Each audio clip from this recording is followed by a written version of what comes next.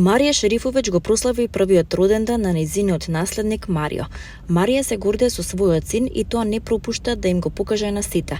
Таа често споделува смешни видеа и фотографии од нејзиниот син на социјалните мрежи. Сега Шерифовиќ сподели неколку фотографии од гала прославата на првиот роденден на малиот Марио. Пејачката покажа и како го споила костумот со оделото на нејзиниот син.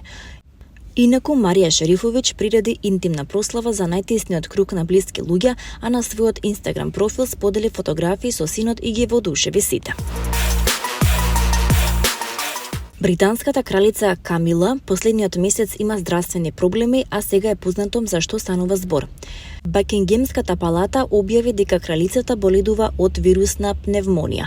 Катарскиот емир Тамим бин Хамад Ал Тани и неговата супруга Шејха Џавахир неодамна го посетија Обединетото кралство. Кралицата не била меѓу членовите на кралското семејство кои биле дел од дочекот, туку се појавила само на вечерниот дочек.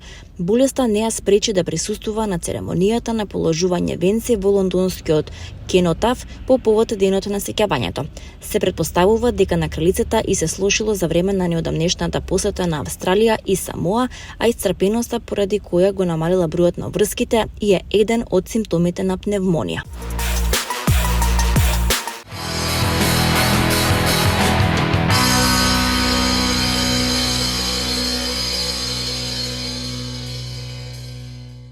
Долгогодишната посветеност на Елена Лука за инклузивно општество и почитување и прифаќање на различностите беше кронисана со високото признание за лидерство за различности на првите Ability Awards 2024 година кои се одржаа во земјава.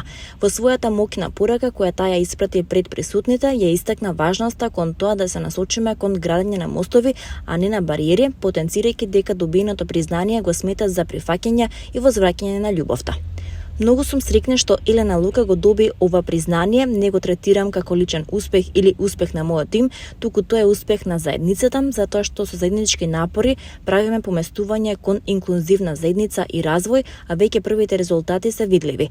Лично мене најмногу ме прави среќна наградата затоа што ова го сметам како прифаќање, а воедно и возвраќање на љубовта која Елена Лука со години им ја дава на нашите специјални пријатели и е едно големо ветување дека и понатаму ќе работиме на уште многу модни ревии и ќе креираме мода, убави настани и нови вработувања како и платформи кои ќе овозможат поединецот да го даде максимумот од својот капацитет, истакна Елена Лука.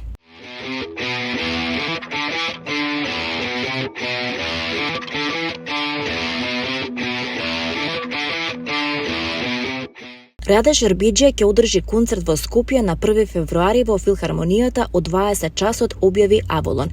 Хрватскиот пејач и актер со холивудска слава доаѓа во Скопје со проектот Поради тебе, поради себе, поради другите, со репертоар од сите негови хитови, меѓу кои и Не се давај Инес. Шербеџија ќе настапи со неговиот бенд Западни колодвор. Тој ќе биде гостин во Скопје и на 9 декември на гала премиерата на реставрираната копија на филмот Пред дождот на Милчо Манчевски. Влезниците за концертот ќе се продаваат од 5 декември преку мрежата на karti.com.mk.